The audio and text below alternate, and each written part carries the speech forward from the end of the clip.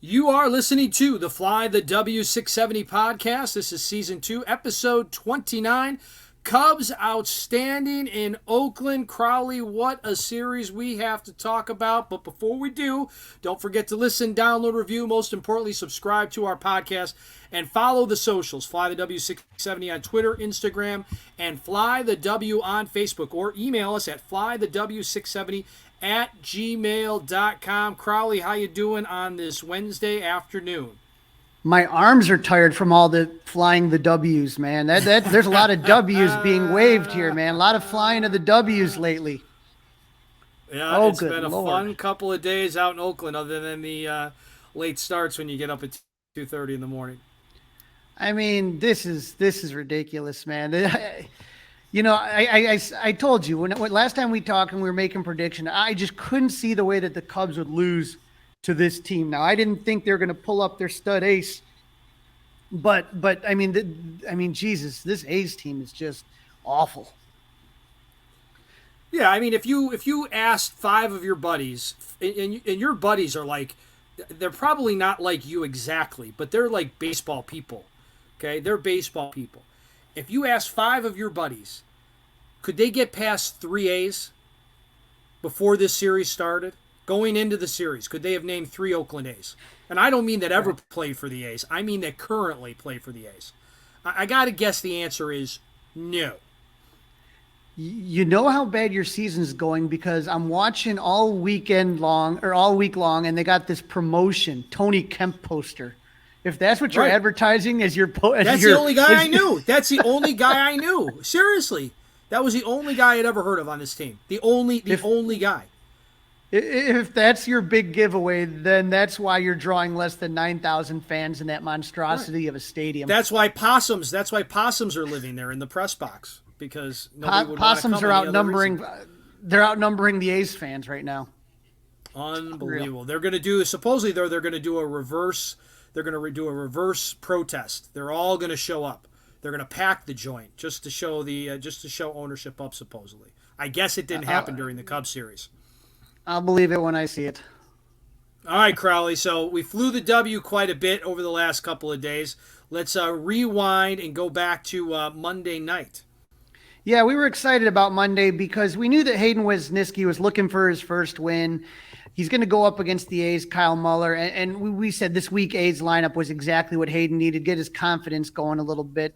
First couple of innings were a bit of a struggle for Hayden. In the bottom of the first, Oakland speedy leadoff hitter Esteury Ruiz singled. Ryan Noda also singled, putting runners in the corner. And an Aldamiz Diaz ground out allowed Ruiz to score, and Oakland was up quickly 1-0.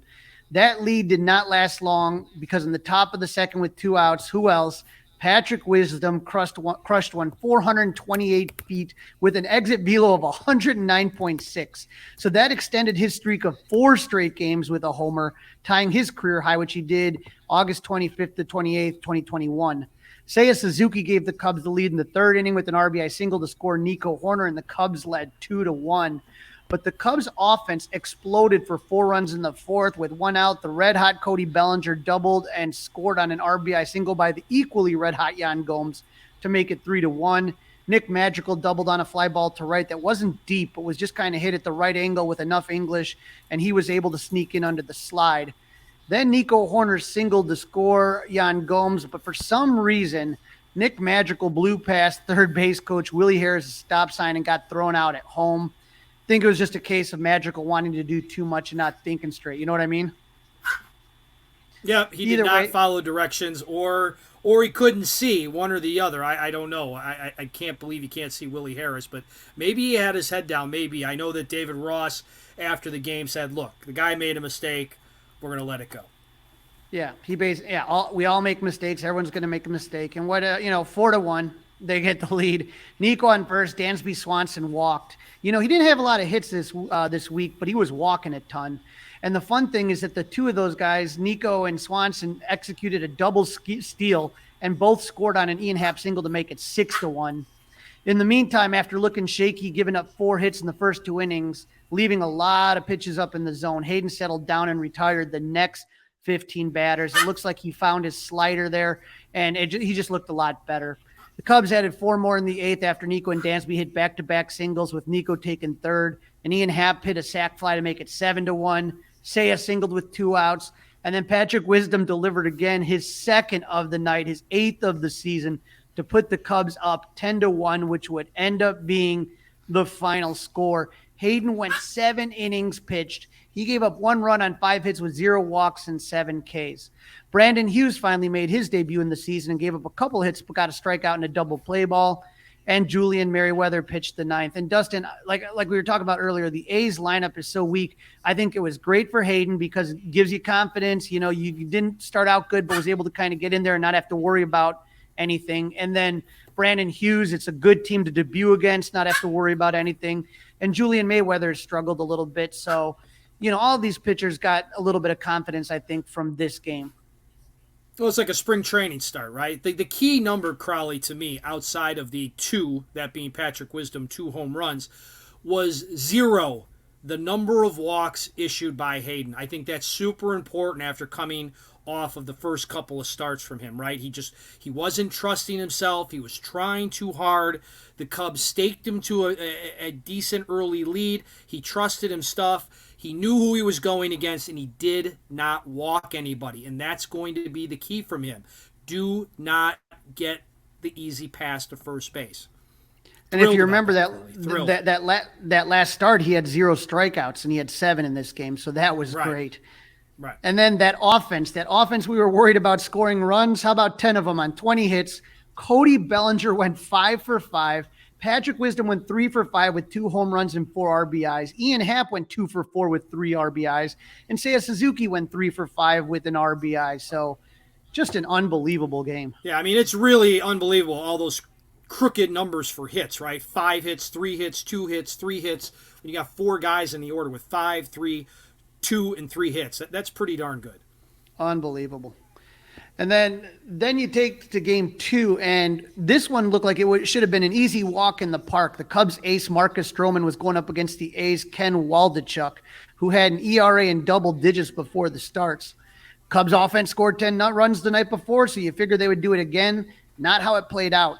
Stroman was as good as he's been all season. He went 6 innings. He gave up 2 hits, 2 walks, and 5 Ks to lower his ERA to .75. That's an ace, Dustin. We got our ace. It's an ace. He's looking the part. There is no doubt about that.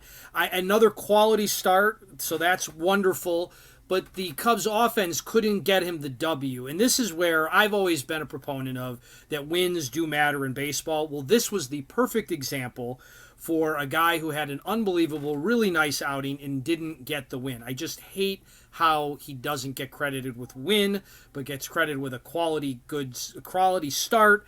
Maybe they need to get another stat like quality start plus or platinum quality start or something like that, because that's what this was.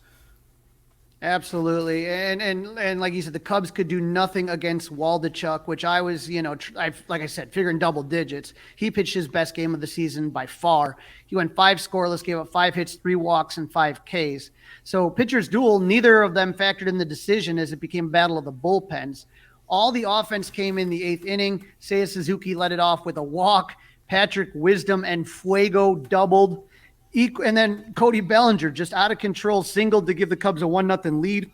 Wisdom advanced to third. Yan Gomes drove him in on a ground out to short. That scores Wisdom and moves Bellinger to second. Eric Hosmer grounded out to move Cody Bellinger to third with 2 outs. And then Nick Madrigal with a big 2-out single to score Belly, and the Cubs were up 3-0. Finally, Nico Horner hits a sinking liner to right fielder Connor Capel, which he totally should have caught.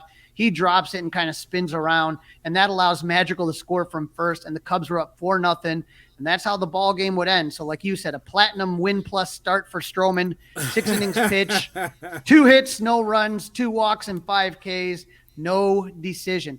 Mark Leiter Jr. doing Mark Leiter Jr. things, pitched 1 scoreless inning with 2 Ks. He does get the win. So you know what? I'm glad he got the win because he's saved a couple games for the Cubs. And then Fulmer pitched the 8th, and Rucker finished it out in the 9th. On offense, the Cubs scored 4 runs on 8 hits, went 3 for 11 with runners in scoring position, and left 11 men on base. But See, that's a problem, Crawly. That's a problem for me, right? They're playing the A's. 3 for 11 with 11 guys left on base is not going to get it done against teams like the Padres and the Dodgers who are coming to Wrigley next.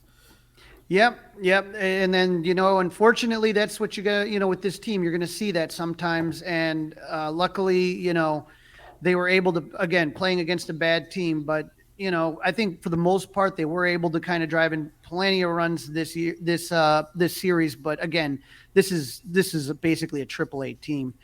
Like I said, Suzuki 2 for 2 with 3 walks. Bellinger, Gomes, and Madrigal all drove in a run. So at this point, Crawly, the Cubs have won their 4th series in a row, and as we head into Game 3, you're thinking sweep, and you got Justin Steele going. Yep. What we didn't expect is that the A's promoted their top pitching prospect, Mason Miller, from AAA Las Vegas to start Wednesday's series finale. The 24-year-old right-hander was dominant. He only had 1 AAA outing. That was last Friday. He pitched 5 scoreless innings with 11 strikeouts. He averages 100 miles per hour with his fastball. He only has 11 games of minor league experience. But you know what, Dustin? With the A's rotation performing the way that it is, why not? The A's why not start him last night or the next home game? Why do you start him on a game against the Cubs that started at 12:30 in the afternoon in Oakland? That's not going to put any rear ends in seats. I think that it just was a matter of trying to get a little jolt of energy. This team is spiraling, and I think that, a lot of times it's when does he come up in the rotation. So, again, his turn in the rotation. And so I think that would be the general idea. And sometimes, I doubt that there'd be a lot of people anyway in Oakland, but, you want to kind of have you're already amped up and have a lot of adrenaline. So, maybe not in Oakland, but Miller was as good as advertised right there. The A's rotation had a major league worst 9.39 ERA as a staff and tied for 3rd with the most walks in 40. And you saw it this week. They were just walking everybody. But Miller was really, really good. And in the bottom of the 3rd with 1 out, Connor Capral doubled, but was caught stealing by Tucker Barnhart. It looked like he beat it, but then he came off the base and Madrigal kept the tag on. Top of the 4th, Dansby Swanson walked. Wild pitch by Miller. Ian Happ hit a double to score Dansby, and the Cubs are up 1-0. That was Ian's 7th RBI on the road trip. Bottom of the 4th, a little bit of an ump show. Did you see this, Dustin? Almeida Diaz got hit by a foul ball, kind of hit off his hand. He's shaking it off, but the ump's not paying attention. He starts the pitch clock, and while he's kind of shaking his hand off, a pitch clock violation is called on him. He's out. And Mark Kotze was red hot, and he gets ejected. Look, I love the pitch clock, but you got to be aware of what's going on. You got to be aware of your surroundings. The old common sense, like we had in the Dodgers series, right? When Bellinger went in and got called for the delay, right? Same idea, right? You gotta pay attention. You gotta know what's up. It cannot be just black and white, cold, hard facts. I mean, come on, pay attention a little bit. And umpires were told this that in those type of situations. I don't know about the getting the hat tip, but definitely if a guy fouls one off his shin or something, you give him a couple seconds. You don't just start the pitch clock. Again, common sense.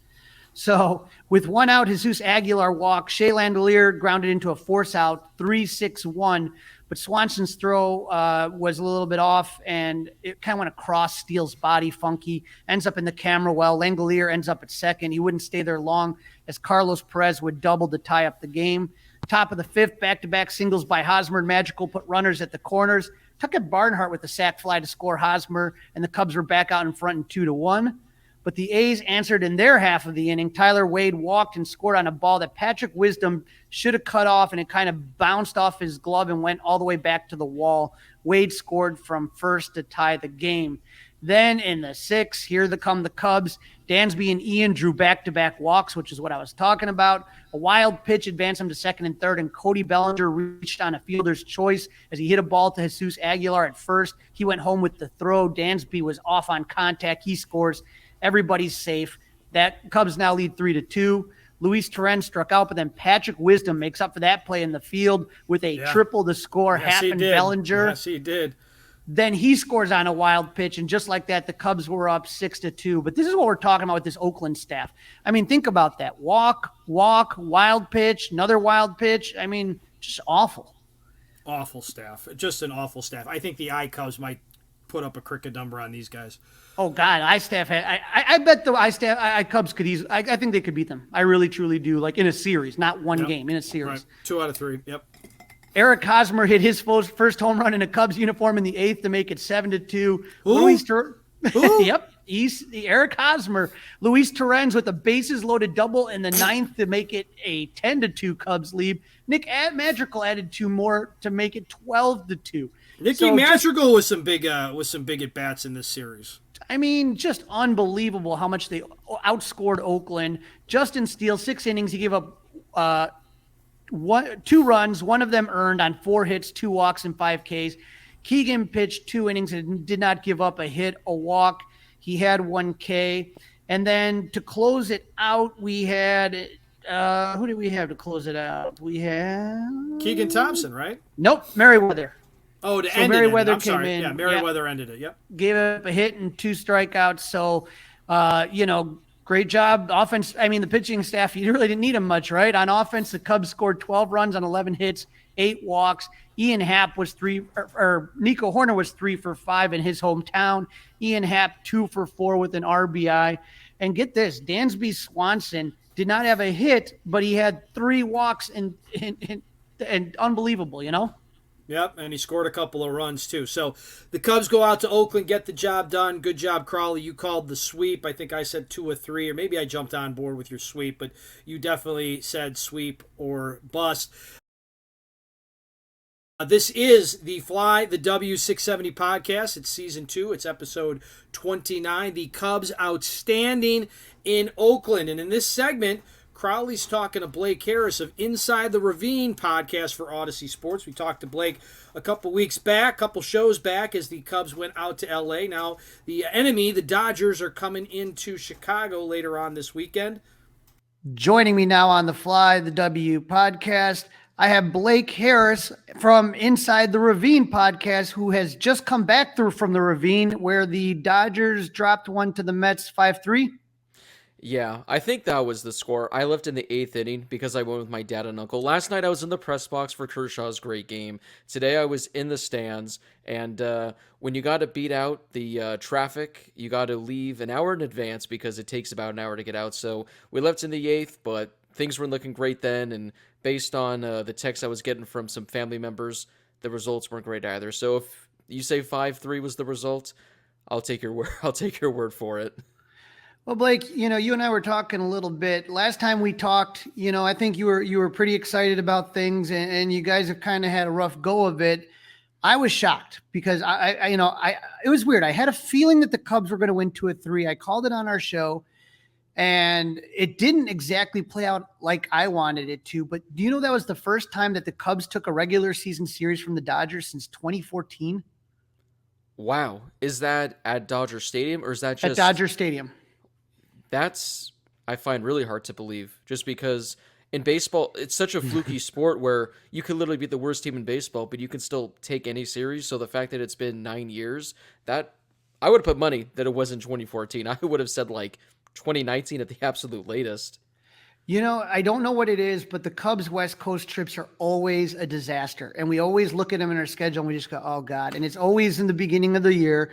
And it always is just like a bad start. It's always like a 1-5 or a 2-4. You're coming back and it's just no good, man. So to go out to LA and take 2-3, as a fan, you kind of just say, that's what I think is going to happen. But you're like, man, these are the Dodgers. And somehow the Cubs were able to do it.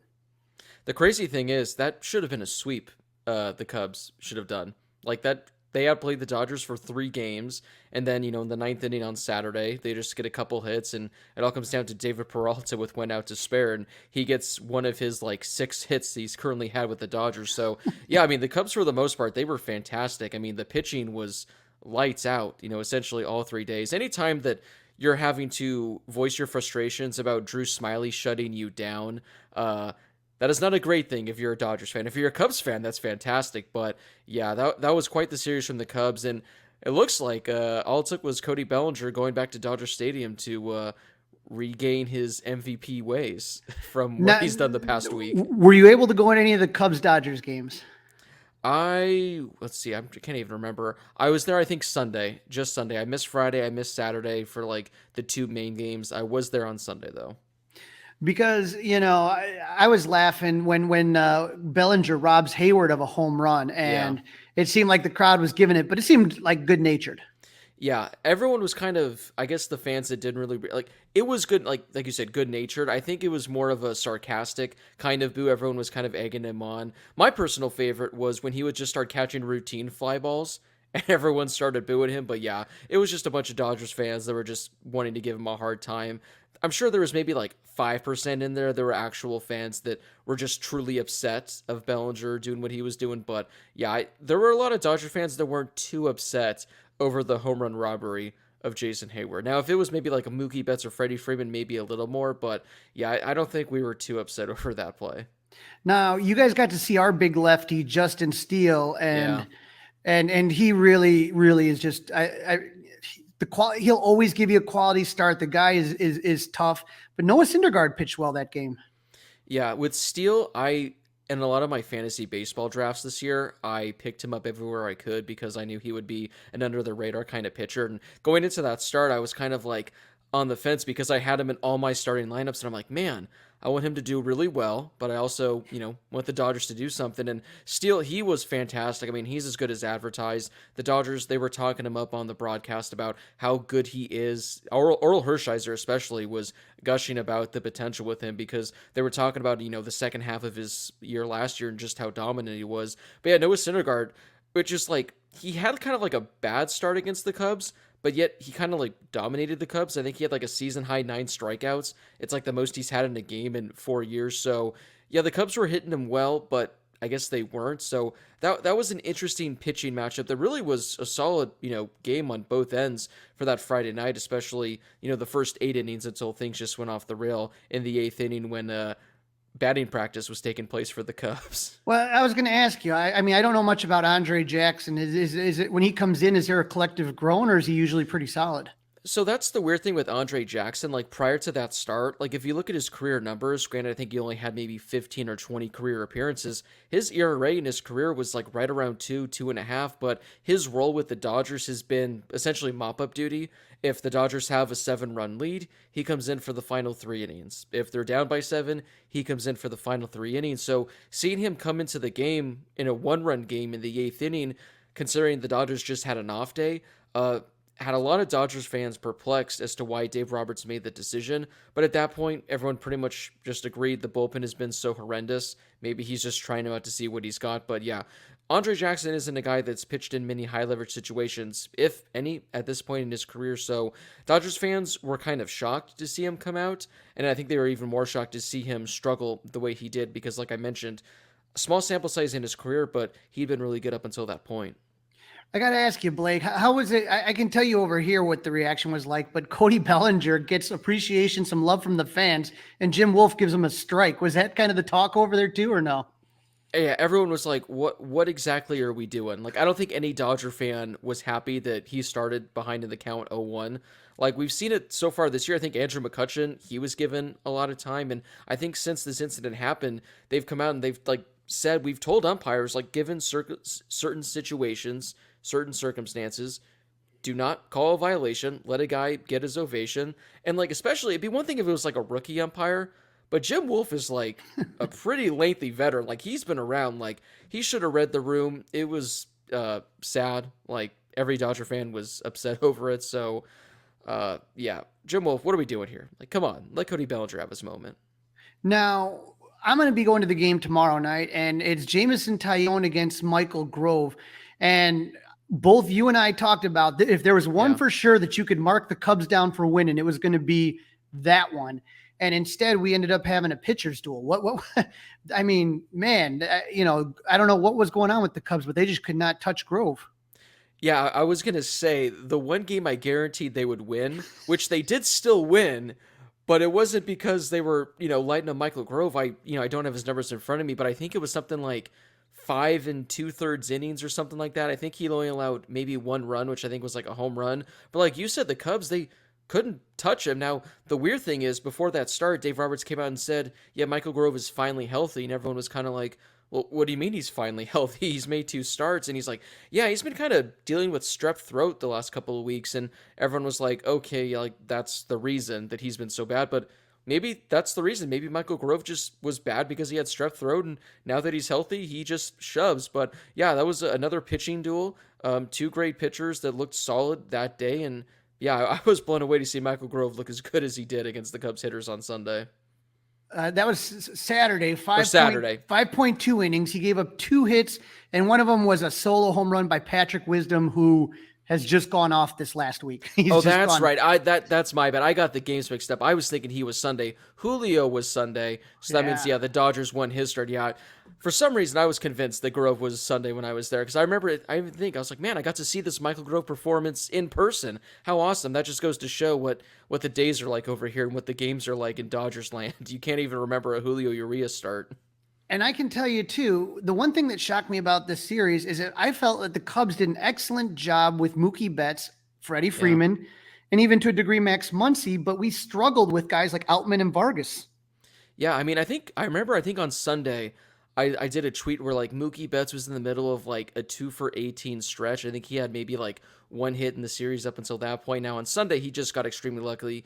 He had like 3 hits that were all balls that should have been outs. And Freddie Freeman as well, like you said, the Cubs really kept him in check. He didn't really do much damage, and it was the guys, like you said, Outman, Vargas, obviously they contributed to that win on Saturday night. Those were the guys that for some reason the Cubs couldn't hold. But I mean, I guess if you can get Mookie Betts and Freddie Freeman out, you'll live with some rookies getting results. But yeah, the like I said at the beginning, the Cubs pitching in that 3-game stretch, the starters and the bullpen, everyone, aside from that 1 9th inning on Saturday in which they allowed the Dodgers to win the game, they were pretty much untouchable in regards to the Dodgers hitters. Right. That's been the thing is the starting pitching for the Cub has been outstanding. The one guy that's really struggled is Hayden Wesneski, and he kind of came up from the minors last year. He did good against Oakland, but that's not really, I don't know if you toot your horn too much about that, but he was actually really good in September last year. And he's kind of struggled a little bit and he's really good in spring training too. So good in August, September, good in spring training. Some of the nastiest stuff you see in just a wicked slider. And then all of a sudden to start the season, he just kind of flopped out of the gate. So we're hoping that the start in Oakland kind of gives him a little confidence. His slider looked a little bit better there. So, nothing like playing Oakland to get your confidence up, right? Yeah, I think they have 3 wins at the moment. So at this rate, maybe by the time the Dodgers play them, they'll still be at 3 wins. So yeah, a nice little tune-up series, get guys back on their feet, send them to Oakland for 3 games. Right. And that last game of the series is going to be game 2 on Friday. It's going to be a rematch of Drew Smyly and Julio Urias. Drew Smyly is one of those guys that's just really a sneaky grinder, veteran grinder that just he can really, like I said, if he stays healthy, he had some injury issues with us last year, but this year, we had a really strong second half, and hoping that, with Smyly, we re-signed him to a 1-year deal. But it felt to me like Julio Urias really got rattled on that error, and that inning in the 5th really kind of threw him off. Yeah, he was cruising up until that point, and like you said, the error, I think that's what led to the first run of the game or something like that. And then the inning later, I mean, the Dodgers, everyone knows how cautious they are with Julio. The fact that, he threw 100 pitches, the second most he's ever thrown in his career, and we saw what happened when he gets above 90 pitches. The Cubs were just teeing off against him, but like you said, it all kind of started with that error. The Dodgers probably get out of the inning, and he probably gets out of the inning without allowing a run, and like you said, it kind of just rattled from there. But through the first 5 innings, it was looking like it was going to be another one of those Julio starts where he goes 6 innings, probably doesn't allow a run, maybe allows 1 at the most, and then yeah, that Cody, because now that we're talking Sunday, now that I have my games all, back in place, that Cody Bellinger home run that he hit, I was at so many games in the press box in 2019 during his MVP run, and that home run, the sound off the bat and just seeing how far it went, that brought me back to seeing all those homers that Cody hit kind of in the same spot back in 2019. I'm like, man, the fact that he hit 1 off of a lefty, and 2 hit it off of Julio, I was like, man, that Cody must be seeing something well, or Julio must be really off, because that is a matchup I think you could have put a lot of money on not happening, that result in that series. Well, what's going to be interesting is in game 3, which is going to be on Saturday, that's going to be, these two guys did not face each other so far when it comes to the last series that the Cubs and the Dodgers faced. That's Hayden Wesneski. I talked to him a little bit. Like I said, he came up last year, and we got him for a trade with Scott Efros, reliever. And so that was a trade, I think, with the Yankees on that one. And Hayden really just kind of was electric. I was at his first start. He kind of piggybacked Wade Miley and absolutely just dominated, and just had a really good, like I said, August and September. But out of the gate struggling. So we're all kind of curious to see, what can he do against a Dodger lineup. But it seems like you guys are even more banged up now. We don't have to deal with Miguel Rojas, right? Yeah, you guys are probably going to be facing the Dodgers' fifth string shortstop at this rate. I mean, Miguel Rojas and Chris Taylor.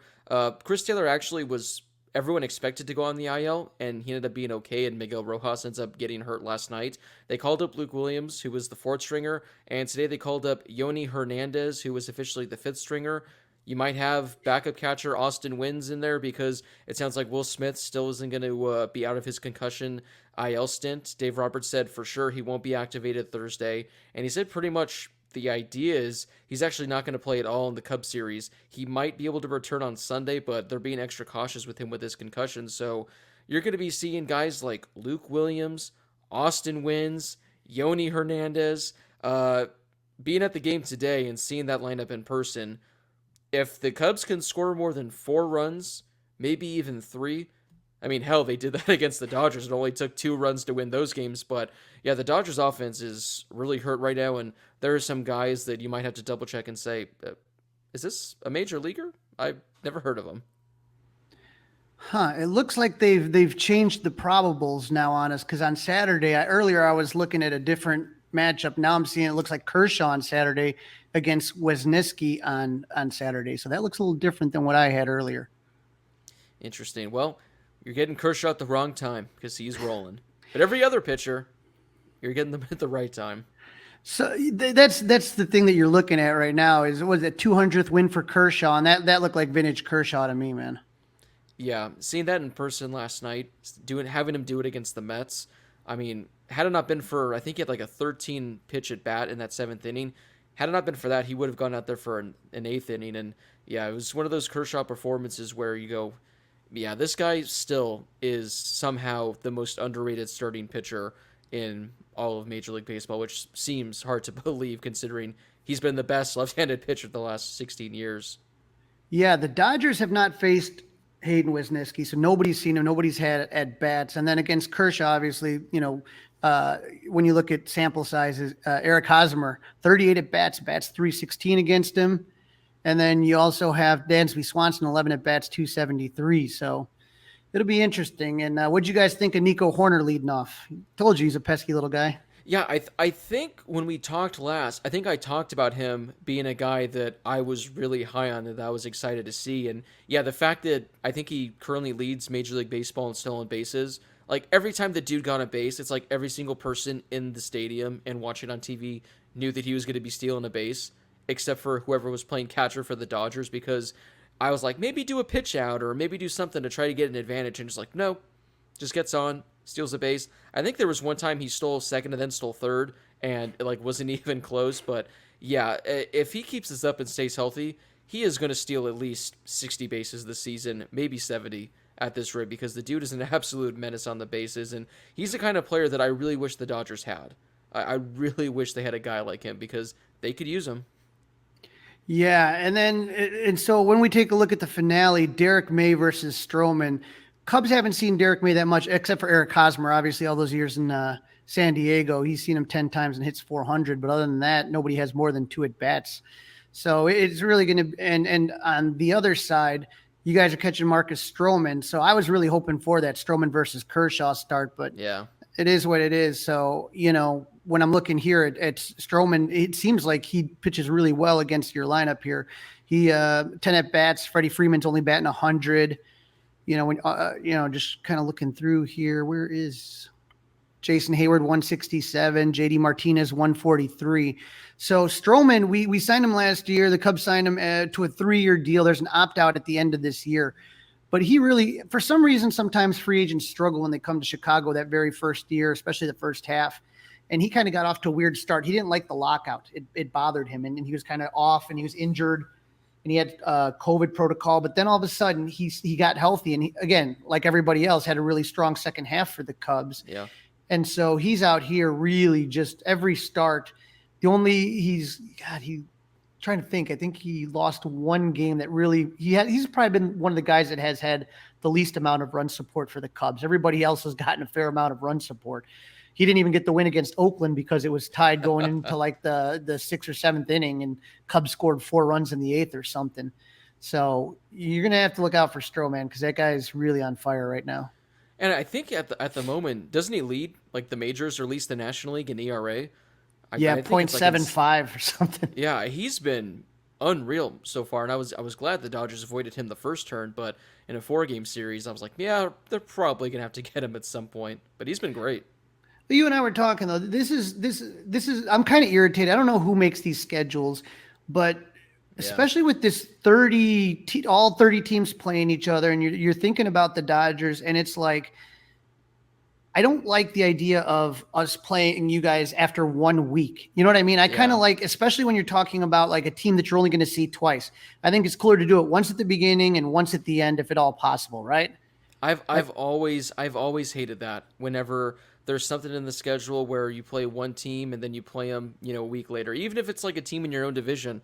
I mean, hell, to start the season, I think the Dodgers played the D-backs like 10 times, and they're only going to play them once more like the rest of the season. So yeah, especially with a team like the Cubs, you want to play them like in April and then play them again in August or September. You don't want to, get your 2 matchups with the Cubs done, within the first few weeks of the season. And even like with this series with the New York Mets, with a team like the Mets, when they're such a good opponent, it's not as exciting when you're playing them 2 weeks into the season and both teams are 8-8.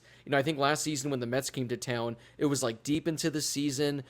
Both teams were the best teams in the National League, and there was a lot of hype surrounding that series. Whereas this year it was like, hey, the Mets are coming to town. So when it comes to the schedule, I get that they just probably put it into a computer and it just generates everything. But with certain matchups, you kind of hope for different timing. And again, with the Cubs, like I said, we played them last week. Save it for a couple months down the line, because now all of a sudden you get them both, in the first month, and that's it. No Dodgers Cubs the rest of the way. And when you think about it, a lot of times teams can change, from the first half to the second half, right? Yeah. And so, like, let's take a look. The Cubs are playing the Dodgers twice in basically about a week. And so we're catching you guys at the right time when everybody's banged up. You get what I'm saying? Yeah. And so, trust me, to take 2 or 3 from the Dodgers on the West Coast, I was super excited. And now let's see what happens here in Chicago. I hate 4-game series. I don't know where you stand on them. I think they're the worst. Yeah, I like a good old 3-game series. I will say, though, I do prefer a 4 over a 2. 2-game series, those should be outlawed. I think they should get rid of them. 4 games, because 4-game series are just so tough. I mean, you're in one location for, I guess, if it's at home, I don't necessarily mind it all that much. I just say when you're on the road and you do 4, then you got to go somewhere for 3 more, then maybe you go somewhere else to add on. Just Friday, Saturday, Sunday it, Tuesday, Wednesday, Thursday it, do something. But again, the schedule, they just put it into a computer and say, this is what works. Well, the one thing that everybody was kind of pretty sure about was that the NL West was going to be the toughest division. Kind of seems right now that it's. I was looking at this, and when I was looking at this, when I was looking at it, I'm like, wait a second here, like the Dodgers, San Diego, and San Francisco are all under 500, which I found very surprising.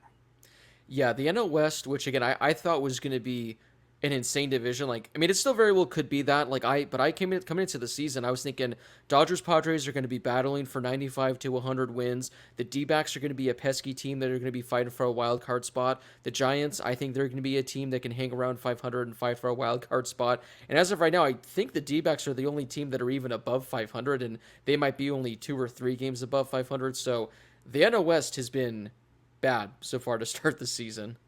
What do you attribute that to? Just injuries, just kind of a slow start? I'm just trying to figure it out. I don't even know, because I know the Padres, like I talk about the Dodgers offense being bad from afar. Apparently the Padres have been even worse than the Dodgers. So I don't know, because at least for the Dodgers, like they've all these games they're losing. They're losing by 1 run, they're losing by 2 runs, so they're hanging in there. Maybe injuries. I think it's just been a bunch of guys just not really doing all that well. I mean, Freddie Freeman's been really the only player, and I guess Max Muncy, as of the last week, have been the only players that have been really hitting for the Dodgers. Everyone else,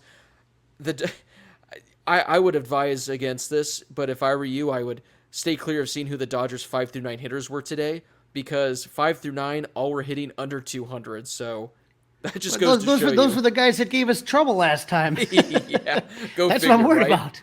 Right. And I can just tell you, in the NL Central, Milwaukee's at 14-5. So think about this. We're on a 4-game winning streak and we gained 0 ground. So I'm blown away by that too with Milwaukee. Like again, it's been a few weeks, but I did not anticipate this at all from them. Well, not only that, they lost one of their best pitchers in Brandon Woodruff. And seriously, do me a favor. I mean, I know you play fantasy baseball and all that stuff, but take a look at that lineup. You want to talk about guys that are underwhelming as far as what they hit. It's like, where do these guys get offense from, and how? I'm like, right. Okay, it just makes no sense. Somehow they're still up there, and then we're watching the Cardinals at 8-11, and that's kind of shocking too, to see them get off to such a bad start, because they never do that.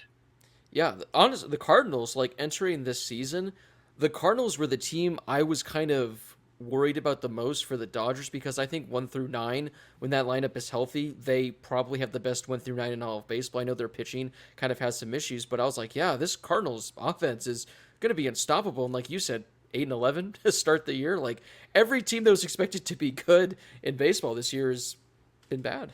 The one thing I warned people about, though, is Wilson Contreras having to step in for Yadier Molina. Yeah. And just knowing Wilson, now I've heard his defense has improved, his pitch framing has improved, but that was always kind of more of an issue, more of an offensive catcher than a guy that could handle a staff really well. And so I just know how much stock that St. Louis put into that. And I'm like, this, Wilson is not Yadi behind the plate. And, and I'm not a big, I don't think Yadi's a first ballot Hall of Famer, walk on water like the Cardinals fans do. I know he was good. I know he was good framer, good right. at calling games, good at handling his staff. And that staff is a little bit old and injured. And I don't know if Wilson's the type of guy that can kind of get them through that. So very curious to see how the rest of the season plays out. But like you said, bummed that Cubs Dodgers ends in April and nothing to look forward to, Right. Like, come on, MLB schedule people. Like, no one likes this. No one likes this. Schedule, like, balance it. Bring balance. Even May. Put it in May.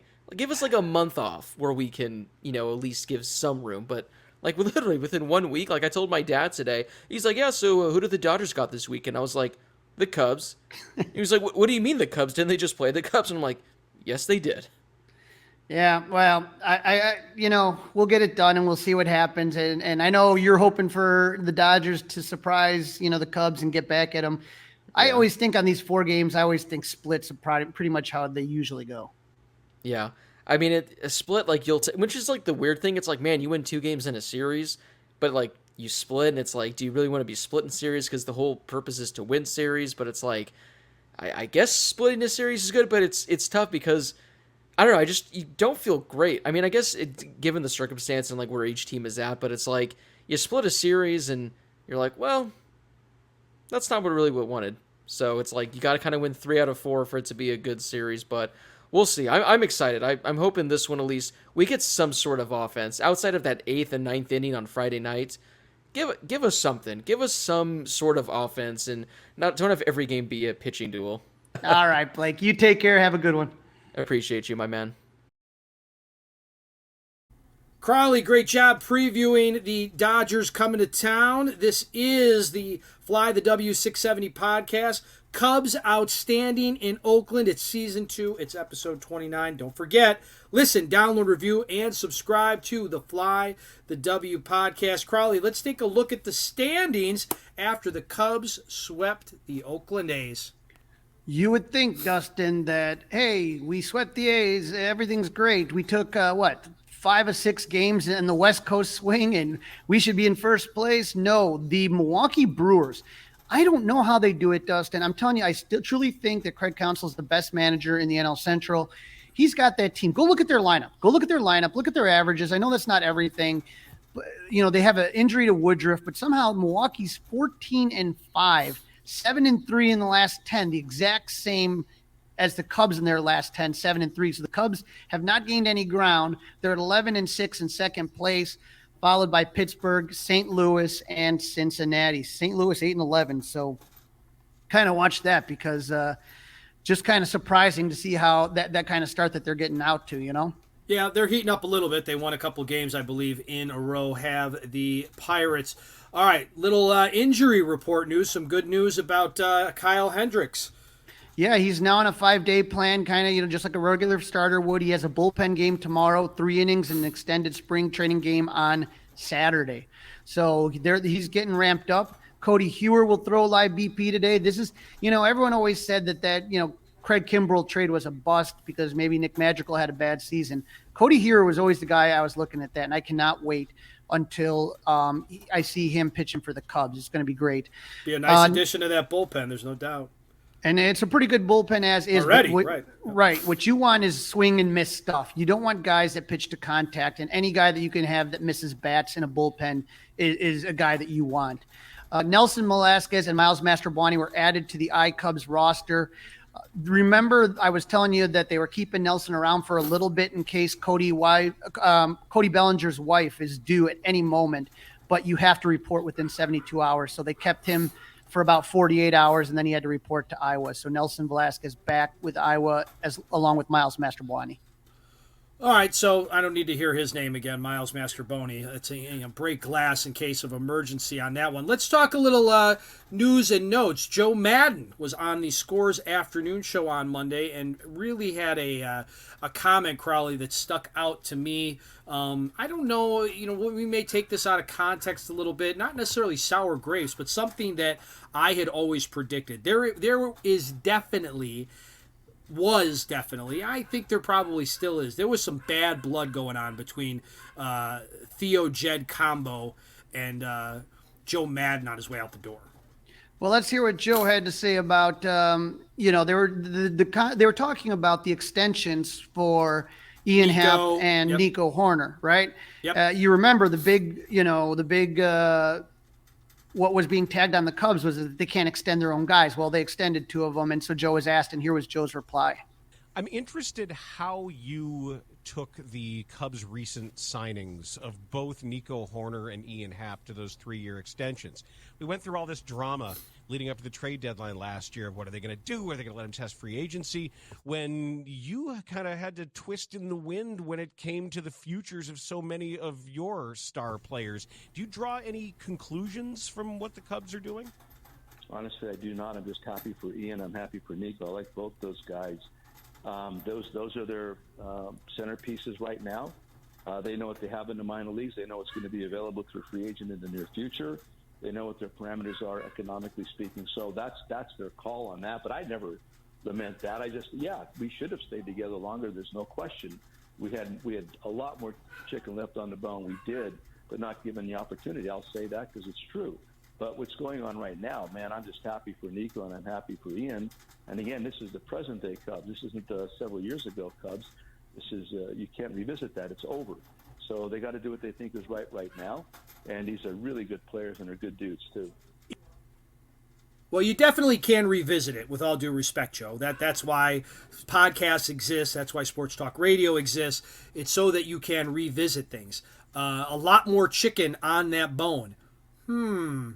Based on how these guys have played since they got out of town, right now it looks like Jed and Theo made the right moves because none of them right now, this year especially, are playing up to what those contracts would have been, and they'd still be here with the Cubs. Yeah, you saw Javi Baez the other day got benched. He forgot how many outs there were. I think Chris Bryant hit his first home run in Colorado the other day. First home run as a Rocky. you're looking at this and you're saying to yourself, I love Joe Maddon. I think Joe Maddon is really an interesting character. I think he was great for the Cubs. I don't think any other manager gets them to win the World Series. Oh, I got nothing bad to say about him. Nope, but I think he felt like he was being micromanaged by the guys up top. I absolutely think that, especially at the end, and it's in his book, The Book of Joe, which is a great book with Tom Verducci, if you had a chance to read it yet. There's no doubt that I think what bothers him more than anything is everybody pretty much was going to be done at 2020. We know Bryant, Javi, Rizzo, everyone's contract was coming up in 2020. I think it really chips Joe that he didn't get to finish it up. I think he felt that if you aren't going to extend any of us, let us finish up what we want to do. And that Joe did not get that opportunity. He was let go after the 2019 season. As far as more chicken on the bone, I didn't see it. Maybe to your point, maybe if Joe's frying the chicken, okay, maybe if Joe's frying the chicken. But otherwise, I didn't see it either. No, you saw that the team was very streaky. They didn't have guys that could get on base after they lost. Ben Zobrist was a real catalyst for them. There's other guys that were catalysts as well. And when all of a sudden these guys were getting those bad streaks, you'd get those long losing streaks. They made it to the NLCS in 15, 16, 17, won it in 16. But then all of a sudden you took a look in 2018, they had the best record, and then Milwaukee caught them, and then they lost in the wild card. And then in 2019, they just were awful, especially on the road. And so, they let Joe go, and I was sad to see it. But no, I don't think there was any more chicken left on that bone. I would have loved to have had one more, meal of that chicken, but it just wasn't there. What do you think, Crawly, real quick, and then we'll move on to the next thing. Do you think Joe Maddon finds his way into a dugout again, or do you think it's all done for him? I think it's all done for him. Maybe I just, I think that the way he wants to be back. He wants another shot. Yeah, and no doubt about that. But, based on what was in the book, I just don't see a lot of front offices, the way that front offices are constructed now, wanting a guy like Joe in there that the front offices want more control, and Joe wants them to have less. So you're kind of just setting yourself up there. I don't think it would really work out. All right, so Crawly, the Cubs have won 4 series in a row. They just swept the A's. We called this episode Cubs Outstanding in Oakland. As we reviewed the 3 games, the 3 W's for the Cubs, I never heard Trey Mancini's name mentioned once through all of that, good or bad. And I did not hear Eric Hosmer until the last segment, the 3rd game, the sweep, where he hit his first home run as a Cub. Yeah. Because of the fact that the Cubs are winning, we're kind of forgetting. I think people are forgetting. They are really underperforming right now at first base. Like, I bet if we really dug into the numbers, like last year's first base right now might be better than the combined first base of the Cubs at this moment. And Matt Mervis has been doing a nice job down in Iowa. Do you think one of these guys gets like a little hamstring, gets a little contusion to a knee, gets a little shoulder something, and we see Matt Mervis called up, or is it too early and they're winning, so let's see what happens? People aren't going to like my answer, but I think it's too early and they're winning, so they're going to see what happens. Trey Mancini signed a 2-year, $14 million contract in the offseason. He's had 56 at-bats, 11 hits, 1 home run, 9 RBIs, and 18 strikeouts. So he is slashing 196, 220, 250. No doubt that Trey is struggling. He's admitted as much and said his teammates are there for him. And you know what, Dustin? Sometimes that happens. Guys just come out of the gate bad. I mean, no one makes you shouldn't make rash decisions within 3 weeks. Remember, how many people wanted to get rid of Drew Smyly, right? And all of a sudden he's settled down. He's fine now.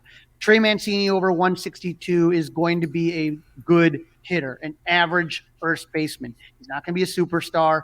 He's also not going to be batting 196 come August or September. Eric Hosmer, he's getting paid the league minimum by the Cubs. He's getting paid $720,000. San Diego's still paying off that big contract, but in 47 at-bats, he's had 11 hits, no home runs, 9 RBIs, 4 walks, and slashing 234, 294, 277. So like you were talking about, Dustin, there's no pop coming from first.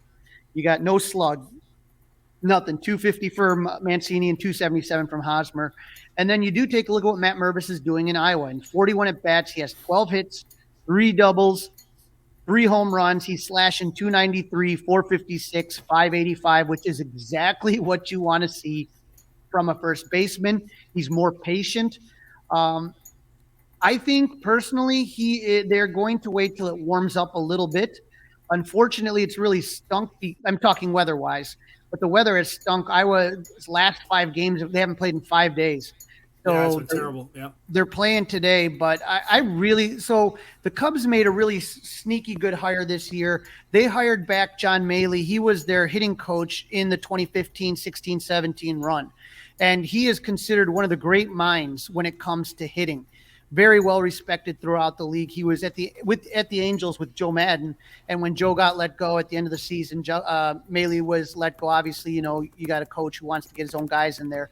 But I think that John Maley is really going to do a great job with those young guys, whether it's Morel, Mervis, Brennan Davis, go down the list. But I think he's going to be a huge asset to this organization. And so it's okay right now, but if all of a sudden Matt Mervis keeps ripping it up, I'm kind of tentatively circling the first week of May when I expect Matt Mervis to be up. Ooh, and that would be wow. Okay, well that would be fine with me, but that's to me that's right around the corner. Like that's 2 weeks at the most. That's right around the corner. Now, real quick, do you think that you would, without looking ahead at the schedule, but you may know it off the top of your head because that's how you are, for selfishly, you'd want him to open up at Wrigley, but do you think they open him up at Wrigley, open up on the road because of some of the unforeseen pressure? What do you think? What's the smart move there? In the past, Jed and Theo have usually had guys start on the road. Unless obviously something comes up, so that would Jed's probably not, Jed's here, Theo's not, and wonder what Carter Hawkins thinks about that. What would they do in Cleveland? Right, but I would say more than anything, I could see him starting on the road, but we'll see what happens, and who knows if Mancini gets hot. But it would be nice to have really another big bat in the DH spot. So whoever's playing first or not. You open up May against the Nationals, and that we've talked about how difficult April was. The Nationals is like Oakland. It's like a little bit of a breathing room to kind of just collect yourself. That would not be the worst place to start Matt Mervis. All right. Let's now, Crowley, take a look. The Cubs are getting ready to get on Air Ricketts and head back to Chicago, and they bring the Dodgers into town. Big 4-game series coming up at Wrigley Field. How many of the 4 is Crowley going to get to? I think I'm just going to 1. I'm going Thursday night, the opener. So okay, tomorrow night. Okay. Yeah, the Dodgers finished up a rough homestand against the Cubs and the Mets. They dropped 2 of 3 to both of those teams, including a 5-3 loss today. The Dodgers are 9-10, good for second place in the NL West, 4-6 in their last 10 games, while the Cubs come back as conquering heroes, winning 5 out of 6 against the Dodgers and the A's. So as we talked about, they're 11-6, they're 8-2 in their last 10, and a 4-game winning streak going. So let's keep it going, right? Let's keep it going. So when we look at the pitching probables for Game 1, it's a rematch of Saturday night's game in Los Angeles. Jameson Taillon and Michael Grove. We thought the Cubs would do well against Grove. That wasn't the case. They don't have a lot of experience against him. Now they've seen him, so hopefully they can do a little bit better. Jameson Taillon had his best start of the season, going 5 innings pitched, giving up 2 hits, 0 runs, 2 walks, and 7 Ks. He struggled through the first 2 innings, but if you remember, Cody Bellinger robbed Jason Hayward of a home run, and then Taillon settled down and looked really, really good. And then after giving up 9 runs in his previous start against Arizona, Michael Grove shut the Cubs down, going 5.2 innings. He gave up only 2 hits on 1 run. That was a home run to Patrick Wisdom with 2 walks and 6 Ks. So I'm really hoping that the offense does much, much better against Michael Grove. Game 2 sees Drew Smyly 1-1 of 4.70 ERA versus Julio Urias 3-1 with a 1.90 ERA, and that's a rematch of Sunday's game. You love saying his name. You love. Oh yeah, that's a fun one. You love rolling those R's. So the Cubs took the series against Urias, and Smyly went 5-1 and 5.2 innings pitched. He gave up 1 run on 4 hits, 2 walks, 3 Ks. Urias took the loss, his first of the year. He went 5.2 innings, but remember, he gave up 8 hits, 3 runs, but only 2 of them were earned. He walked 1 and struck out 6, but the Cubs got an unearned run off him and made him throw a lot of pitches in the 5th. He was frustrated. He was flustered. And then in the 6th, he gave up back-to-back jacks to Wisdom and Bellinger, and the Cubs shockingly were able to beat Urias and take the series. Game 3, a couple of young starters. Hayden Wesneski 1-0 with a 4.15 ERA, and Dustin May 1-1 with a 3 ERA. We talked about Hayden having his best start against the A's, going 7 innings pitched, giving up 5 hits, 1 run, 0 walks, and 7 Ks. Struggled the first 2 innings, but settled in, got more comfortable with the slider, which is his big out pitch. That's the one where he gets the weak contact off the bat or gets the strikeout, which he was struggling to do, finish guys off. Did a great job against the A's. This is going to be tougher against the Dodgers. Derek May struggled in his last outing against the Mets. He went 5.2. He gave up 8 hits, 5 runs, no walks, and 1 K. The offense gave him 5 runs of support, but that didn't factor into the decision. He also gave up a home run to former Cub and very big boy Dan Vogelbach. 16-inch softball player there. He'd be the king. He'd be the king of Chicago 16. Yep. Game 4 sees this is the one. If you are a baseball fan, I'm not talking about a Cub fan or a Dodger fan. If you are a baseball fan, this is the one you want to get out to. Marcus Stroman 2-1 with a .75 ERA versus Clayton Kershaw 3-1 with a 2.52 ERA.